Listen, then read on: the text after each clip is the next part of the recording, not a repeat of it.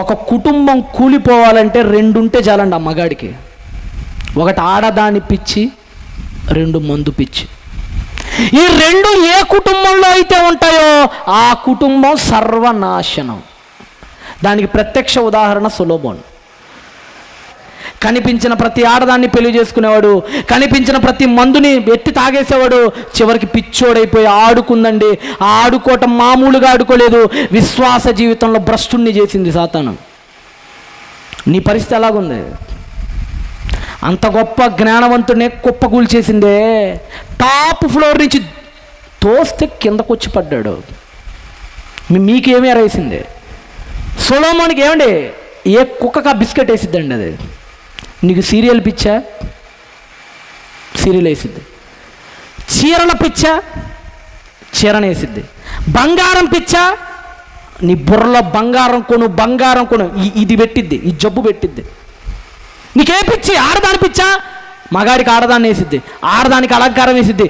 ఎవ్వడికి వేయాల్సిన బిస్కెట్ ఆడికి వేసేసిద్ది. అది ఆ బిస్కెట్ తీసుకున్నామని వంగే లోపల కత్తి తీసుకొని పొడిస్తే వెన్నుముక్క విరిగిపోద్ది. అలా పొడిచిద్ది. అది చేతికి కూడా ఇవ్వదు. అది ఎట్ట చూసిద్ది అనుకున్నది మనుషుల్ని సాతాను.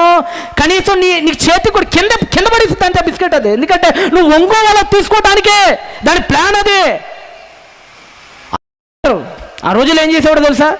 మంచి సైనికులు బాగా ఎక్కువ ఉన్నారనుకోండి, ఏం చేసేవాడంటే వచ్చేటప్పుడు బస్తాలు బంగారపు నాణ్యాలు తీసుకొచ్చి యుద్ధ మైదానంలో చల్లేసేవాడండి. అన్నీ సైనికులు మత్తిపోయేది. అబ్బా తల్ల తల్ల తల్ల తల్ల తల్ల తల్ల తల్ల తల్ల తల్ల తల్లలాడే బంగారపు నాణ్యాలు కింద పడుతుంటే మైండ్ పోయిందో వాళ్ళకి. అయ్యో ఇంత బంగారం నేలపాలవుతుందే అని ఆత్రంగా కత్తులు పక్కన పెట్టి ఆ బంగారం అంతా ఒడిసి పట్టుకొని జేబులో కుక్కుంటుంటే పీక పట్టుకొని కత్తి తీసుకొని నరికి పడేసేవాడు. యాజ్ వెల్ యాజ్ సేమ్ సాతాను కూడా అలాంటోడే. యుద్ధానికి దిగిన నీ బలహీనత ఏంటో చూస్తాడు వాడు. నీ బలహీనత ఏంటో గమనిస్తాడు వాడు. ఆ బలహీనత ఏంటో చూసి ఆ బలహీనత మీద దెబ్బ కొడతాడు వాడు. కుంభస్థలాన్ని కొట్టాలంటారు కదా, కొడితే ఎక్కడ కొట్టాలట? ఏనుగుని ఎక్కడ పడితే అక్కడ కొడితే పడదండి. అది ఏనుగుని ఇదిగోండి శిరస్సు పైన ఉంటుంది, దాన్ని కుంభస్థలం అంటారు. దాన్ని కుంభము అంటే తల, దాని స్థలం. కుంభస్థలం అంటే ఏనుగు మావటివాడు అక్కడే కొడతాడు. అది పడాలంటే అక్కడే కొట్టాలి. నీ కుంభస్థలం ఏది? ప్రపంచంలోని తెలివిగల్లోని 5 నిమిషాల్లో మాయం చేసిందయ్యా సాతాను నిన్ను.